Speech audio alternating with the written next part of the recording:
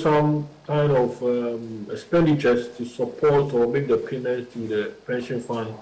Receiving such a call from especially African leaders. The losses are actually being borne by African countries. I will be here live from the Joy News studio speaking to our affiliates and correspondents from across Africa with news, analysis, interviews and conversations from the rest of the continent. If you look at successive opinion polls, Peter Obi seems to be leading. So the question is, if the insecurity causes a low voter turnout, would it impact on the fortunes of the candidate? Join us on Connect Africa on the Joy News channel.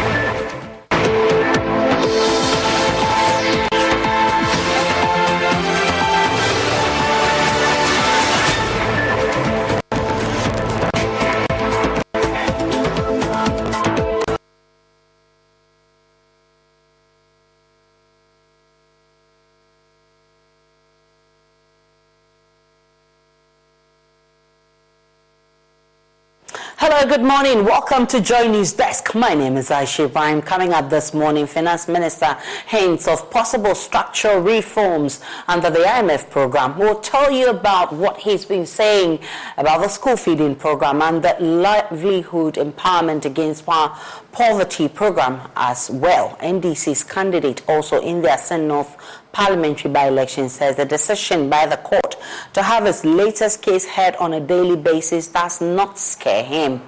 And in the maiden edition of our latest feature series, dubbed Flood of Trauma, we'll talk about how some flood victims have constantly lived in fear anytime it gets cloudy and how that is impacting their lives. Plus, the second part of A Nation That Begs airs tonight on Joy News. We'll tell you what to expect in today's episode. We have details plus business all in this package coming up shortly. Stay with us.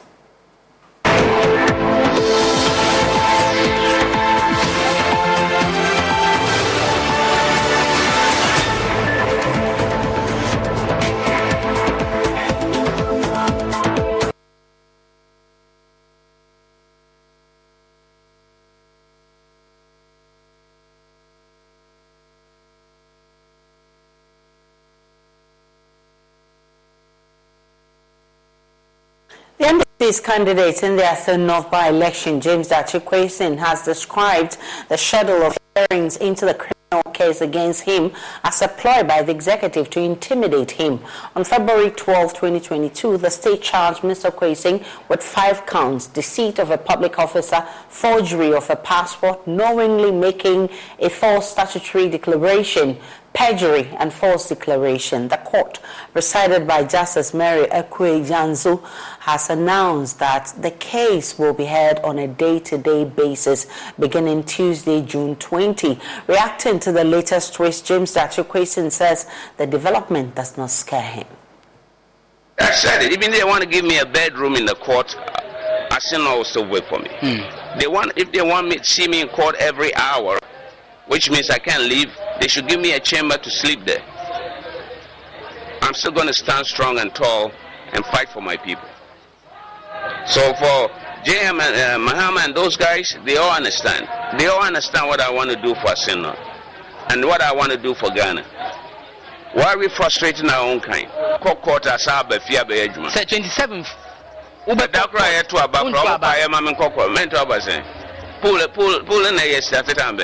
How many partners have found on to Abamano? Me, your question, me to Abamano. Before I start the voting, before I start the voting, the crime leading one vote. And then the chair say, Medica to Mamma, what I say, or not to man. And then and ya dear Hammy, Omopa diet to a background near Family Court. The court is so quite the whole day now. Some of them have been now the whole day, so I know be like for my cover cramo. So I say, see a schedule time I'll 11 to Mafia and Makwanopa. Me ba Mesabe, and that's time I buy. Me for 5 communities. You know what I mean? Because they mean a lot to me. Let that not me buy me for 5 communities. Yes. No question. Vision I'm in Canada, me buy 3 years ago, no, and one of them true. And nothing can change it. The only time I bet me as someone I seen now people say they are taking their mandate away from me. Omaka say, Papa, I fed the Abreu, Yendi Wachibiwa. My job is done. But so long as they stand behind me, I'll never relent. And then the Omopebia in Canada, me call community be bear na 11. We draw my surprises I'm a bit draw. Omo ba omo say okoko ti achiwa to mumba. Nam si na me gira he. This morning, former Greek Minister Dr. Efria Koto and former Energy Minister Boakye Jarko are expected to file their nominations at the NPP headquarters. We're also hearing that former Trades Minister Dr. Konedu Apriko has been turned away because his documents are not up to. My colleague Samuel Mbura is monitoring events at the NPP headquarters for us. He joins us shortly. Mbura, what can you report from the NPP headquarters?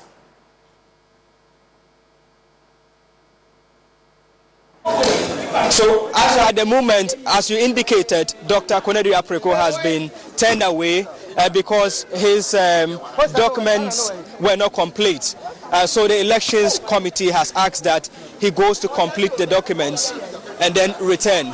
So what I'm learning is that he didn't add his personal achievements or his contributions to the party as well as his CV. So he has been asked to go and get all those documents intact and then come back to go through the process. So the team tells me that they should be back on Friday or Saturday to complete the entire process. So he was the first person to actually arrive today.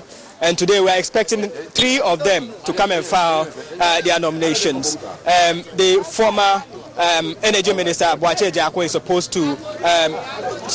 to file his nomination today. We also have the Mr. Boakye Jarko and then that of the Adainimo, former MP for Mamponte, also coming to file his nomination. So at the moment, the supporters are here to rally their support behind him. As you can see behind me, we have supporters holding their placards talking about the achievements of Dr. Efria Koto. So his team is actually here to go through the entire process there. So I'll try and then get to him through as he has arrived here with his team to tell us how they intend to go by the entire process. So he'll be the second person to file nomination for today after Dr. Konedu Apriko.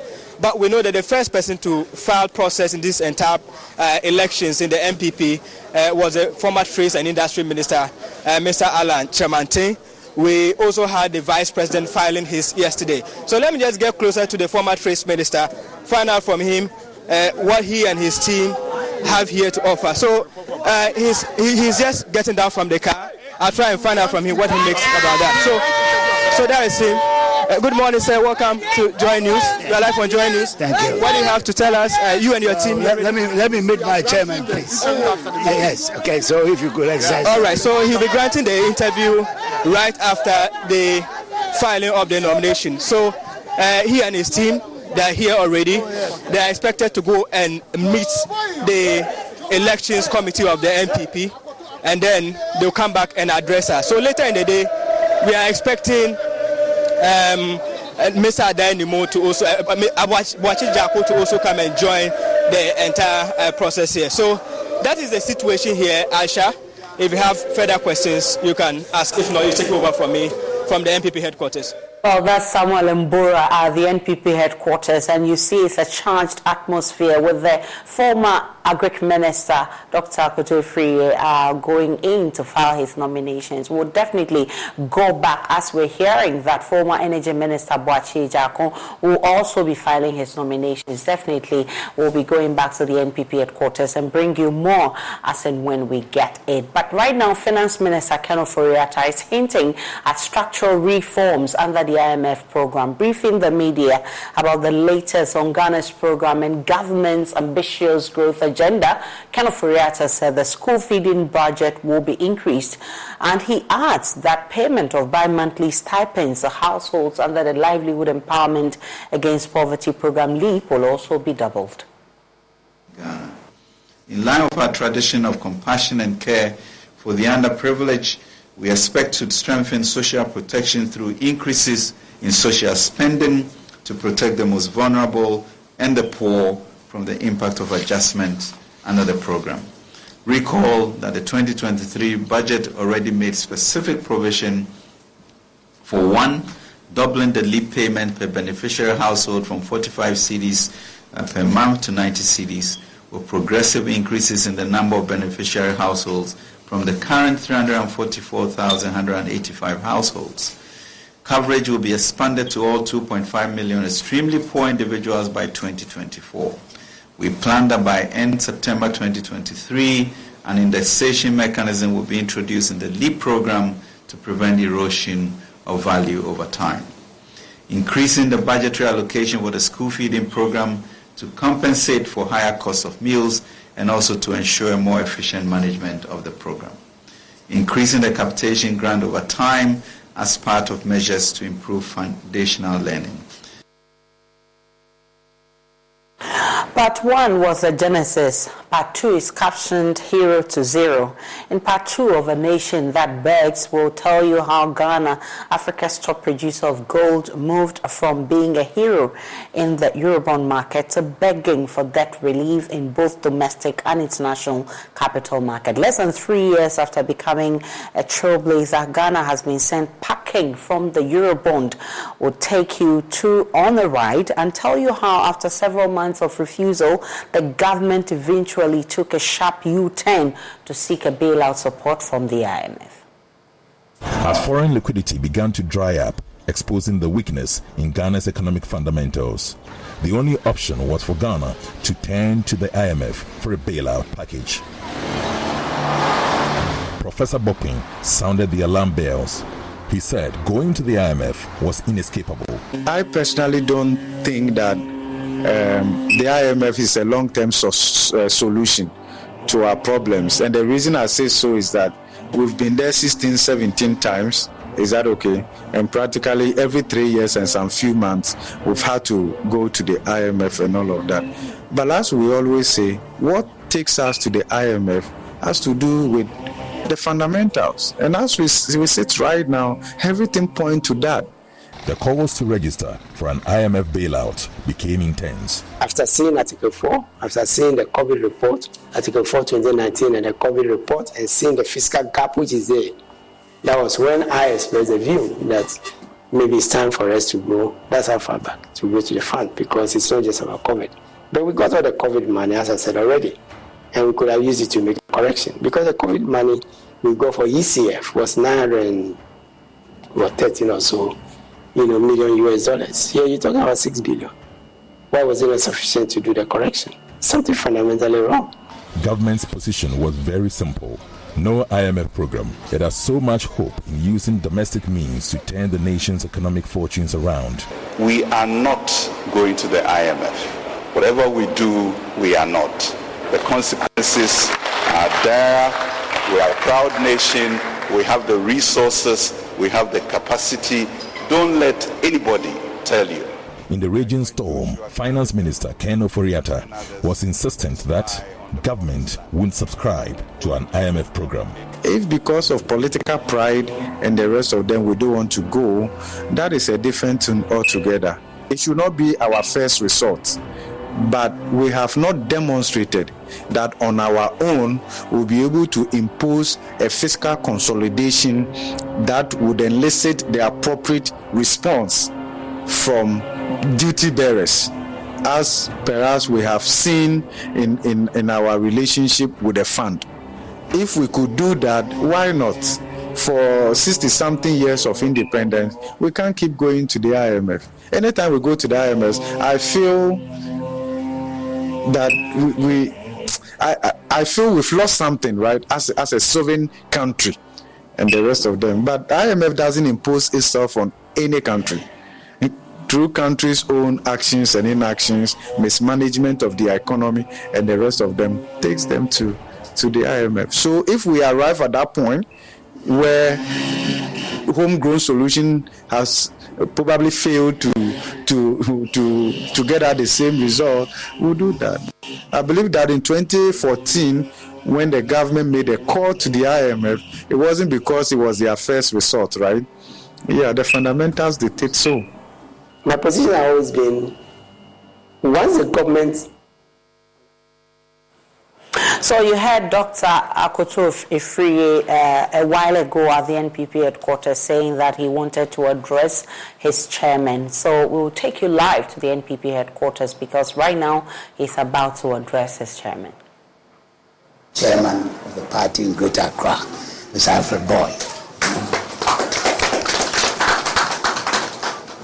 The co-chairman for the team is on his way. It took me nearly 45 minutes to get from here because of the downpour. I think there's a lot of things happening. Yes. I mentioned it to him. Yes, he's on his way, Mr.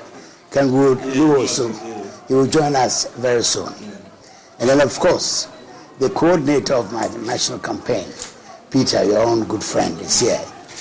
But not only the core team members, we have here present with us stalwarts of the party constituency chairman, largely from Greater Accra. If they can stand up for me to introduce them to you. Behind you and in front of you are constituency chairman of Greater Accra.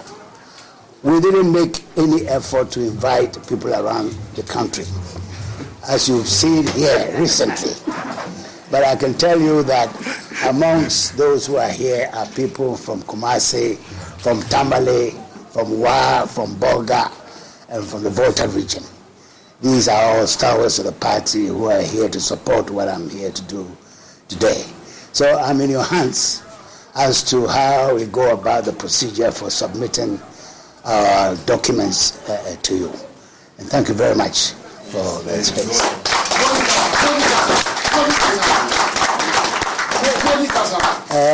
Mr. Emo, one more did tree a year Juma over radio sono.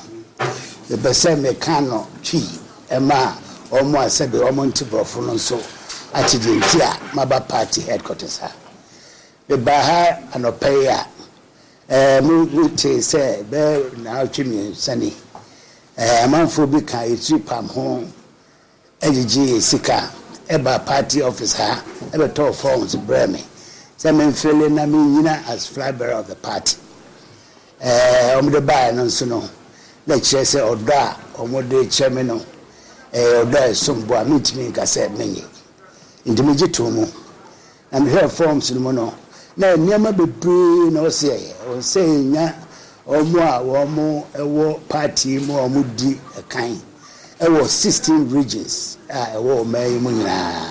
May na friend MPP for a continue for. It say a beco. You know, Marco didn't come on here, almost signatures. And no inquired a Jumacassia, so I was a call 16 regions. A bill and as a call capital, Oben Court and Crassia, a corrempany for a party, Omogisi, or no more a Gia Homo Fear, Omodity and Crassia Niati. So Jumina, a man, no a sipo. Sipo non sono, Nanya non qua, Nakabuto Mwasam. If you say party no, you say you want to crack. And the I know say party me I say first got a grammar. You find your party. It did also was two one among. And now think that I be brave. They say you be the chairman and also home signatures name. Tam Prince and also buy no. na say yes anyuma no nya na fe na sa adwuma no ano aboa a onyankopon aya adom le ayi poma okwemu say yemra na yemframra party mpanyefo yenim na omugitum a yada ma omama de trust bi anso ya ntia baya na sa adwuma die ntina yaba party mo na me dama se papa ame baya no so do me baya no so do nya me nkwa na me baya me de party mu akunire fo mienu a omno mo hwe akoto campaign so you di kan ye Mr. Alfred Boya former Greater Accra Regional Chairman ofua Mr. Kenwood no also ono nam kwanso ba ono no ye Volta Regional Chairman 3 times ama ofua ba no di mo akotene pa ono nso eda party no ye campaign na de hwe party no campaign ni pa onam babia wias Ghana manyira mu a office akoto campaign no betumpon no ene Peter owo Mr. ono me benkum so a otie na eno fiwa Greater Accra akuni ni for wo osuno party no omo de da no constituencies ebeye edunum ena omo nso aba abedimachi se yebobom chidom na adwuma yi a yebe na nopay yedi abaso na ntino sa ni pay na omo nso dimachi ya nsheda antu yensa anfre obi efri baabiara efi se adwuma kese no a de yanim se ni delegates no kasa amomo hunu enema president say president di ba party yimo ama party timi jana na so se de be ya afre ebebe ya fe be simu no yetimi abreaki 8 no na so me kan no se na bi ba ni bebre free tamale no ni ho no ni kumase ene kekos no wo mu nyina ha ebi wo fam ha yakwa mo be hu mo tie ba na djuma ye be di no ena no pe no be dem ase. Okay, so Simakoto Yamama Baba. Jumaso. Yes, Doctor. So it's in order. I'm here this morning with Patrick Quavy of the Research and Election Directorate, our Director of Finance and Admin, Mr. Yama William, soon to be doctor.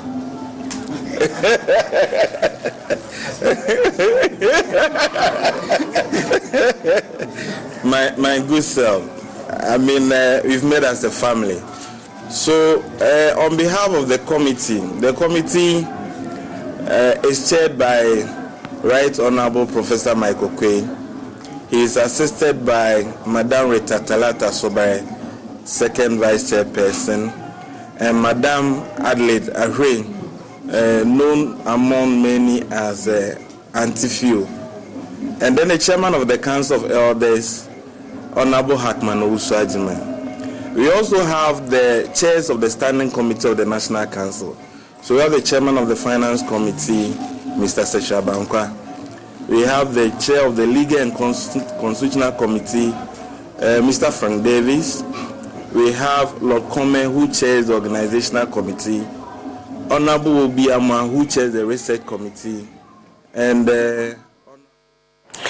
well, you have the Director of Elections of the NPP at the NPP headquarters. A former Agric Minister is currently filing his nominations. Later, former Energy Minister Boakye Agyarko would also be filing his nominations. But the Speaker of Parliament, Alban Bagbin, is meanwhile alarmed at the monetization of elections in this country. He's been speaking during the weekend. He says that we need to work on this in our country, and addressing a public lecture on the 30 years of parliamentary service in Tamale, he said the menace is eroding Ghana's democratic gains.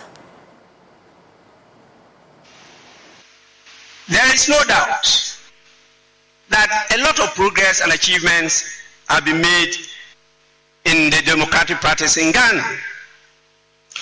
There is also no doubt that the system has been plagued with a lot of contradictions, corruption, mismanagement, numerous challenges, and self-inflicted wounds. There is no doubt that the balancing act in the hybrid system was not well thought through, and Parliament has been turned into the weakest link in the governance architecture.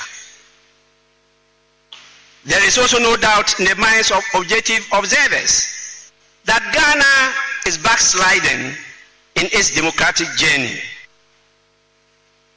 The recent call on Ghana and Ghanaians to accept the reality and collectively stand up to the challenge of the creeping lawlessness and national disintegration is a call that must be responded to decisively. We should not continue to remain oblivious to the political development in our sub-region and their implications for our country. We should not continue to gloat in falsehood and live in a fool's paradise, thinking Ghana is gone beyond what is happening around us. Not at all. We should not go to sleep or rest on our oars. Our beloved country is yet to consolidate and entrench the culture of multi-party democracy. The significance of the 30th anniversary celebrations, therefore, needs no emphasis.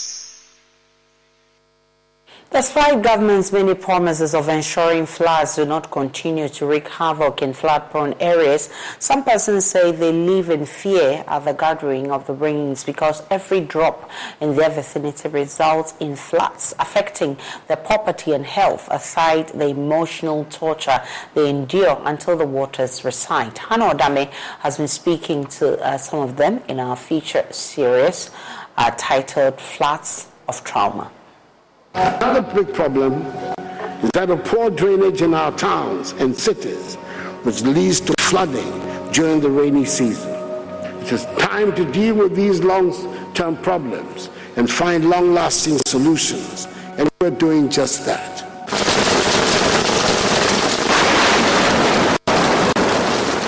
This sound of rain and its accompanying breeze sends many to sleep, snuggling safely and comfortably in a firm textured bed.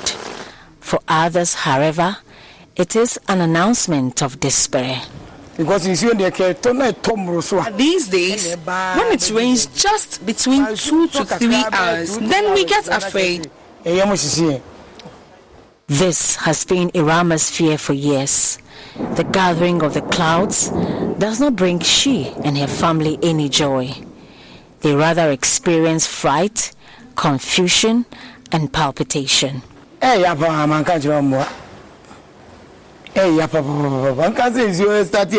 is very painful.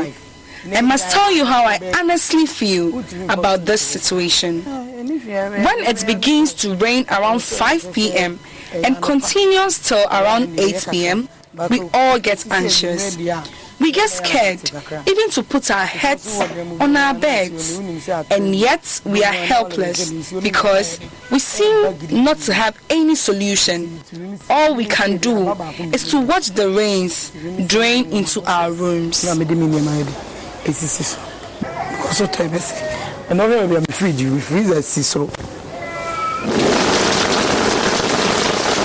An occupational hygienist, Dr. Roland Srebo, talks about the health hazards associated with the floods and dampness that Irama and others who are in similar situation are susceptible to. And sometimes after the flood has receded, the damp environment can also promote allergic reaction that can easily promote asthmatic attack.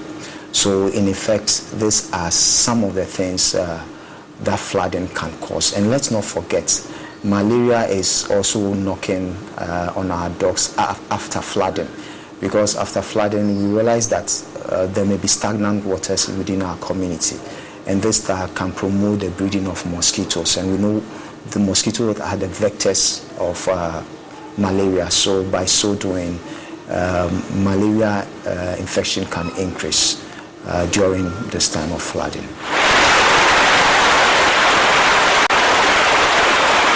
But Tirama, who was born in this house, cannot move out. Her source of livelihood was mainly from renting these 14 separate room apartments to tenants. That is no longer an option because her income has greatly dwindled, with no one accepting to rent a house which gets flooded every time it rains. Where is that? And I know 2 rooms with 4. Look behind me. I have lots of empty rooms which I could have rented, so I would earn some income. But I cannot do so because the rainwaters come in and destroy all the property of tenants. I have 2 rooms with a hall. I have self-contained. I have about 6 single rooms with each having its porch. They are all empty. Imagine how much I would have been earning from these empty rooms if I was renting them out. Yet, all these rooms are locked because of the rain. Recently, someone came to rent this particular one, but the rains destroyed all his things, so he left. Recently, someone came to rent this particular one, but the rains destroyed all his things, so he left.